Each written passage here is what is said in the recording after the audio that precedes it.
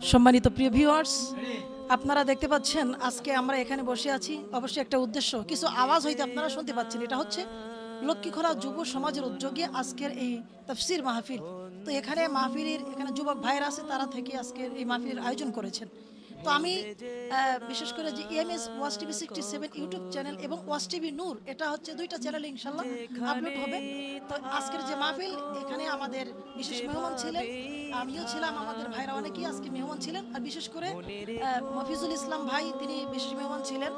এরপরে সাকিব ভাই, তিনি একজন বিশিষ্ট ব্যবসায়ী বলতে পারেন। এত অল্প বয়সে ভাই অনেক দূর এগিয়ে গিয়েছেন ব্যবসার দিক থেকে। আল্লাহ পাকের কাছে আমরা দোয়া করি, আল্লাহ পাক এই যে তার মন মানসিকতা যেহেতু ইসলামিক পজিটিভ দিকে আছে, আল্লাহ পাক যেন তার আরো উন্নতি চূড়ান্ত শিখরে যাওয়ার তৌফিক দান করেন, আমিন। আর ওখানে দেখতে পাচ্ছেন আমার অনেক ছোট ছোট ভাইরা আছেন। এখানে হাফেজ আরিফুল ইসলাম অনেকে আছেন। তো আমরা আপনাদের সকলের কাছে অনুরোধ করব, বিশেষ করে এই তাফসীর মাহফিল সুলভ মূল্যে আপনারা যারা ইসলাম প্রচারের স্বার্থে এগিয়ে আসতে চান, খুব তাড়াতাড়ি অবশ্যই আপনারা যোগাযোগ করবেন। স্ক্রিনে দেওয়া নাম্বার থাকবে।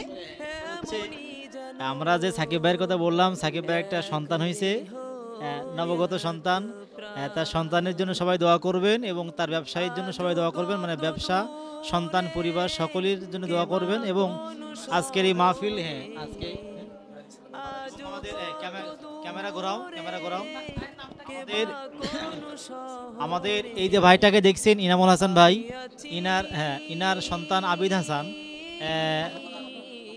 15 পারা 15 হাফেজ, এবং সে হঠাৎ করে মানে আকস্মিকভাবে আল্লাহ তাআলা তাকে তুলে নিয়েছেন। আমরা ভাইকে সান্ত্বনা দেওয়ার কোনো ভাষা নেই, তারপরেও দোয়া করছি আল্লাহ তাআলা ভাইয়ের সন্তানকে জান্নাতের উচ্চ মাকাম দান করুন, এবং ওই সন্তানকে উসিলা করে আল্লাহ তাআলা ভাইদেরকে যেন ভাইয়ের স্ত্রী এবং ভাইকে এবং ভাইয়ের আহাল পরিবার, পূর্বপুরুষ যারা দুনিয়া থেকে বিদায় নিয়েছেন, আল্লাহ তাআলা যেন সকলকে ওই সন্তানের উসিলা করে জান্নাতবাসী করেন, আমিন।